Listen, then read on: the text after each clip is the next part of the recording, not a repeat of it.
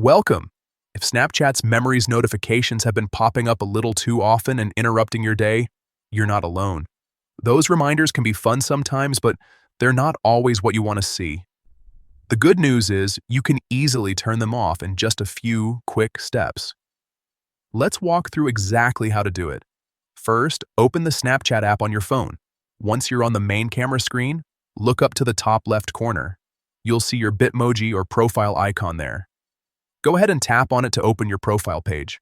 Now that you're on your profile, look toward the top right corner of the screen. You'll see a small gear icon, which takes you to your settings.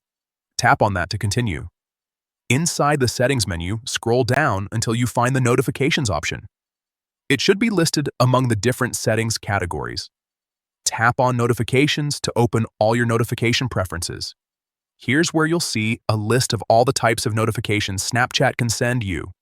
Take a moment to look through them and then find the option labeled Memories. Once you find it, simply uncheck or toggle off the Memories option. That's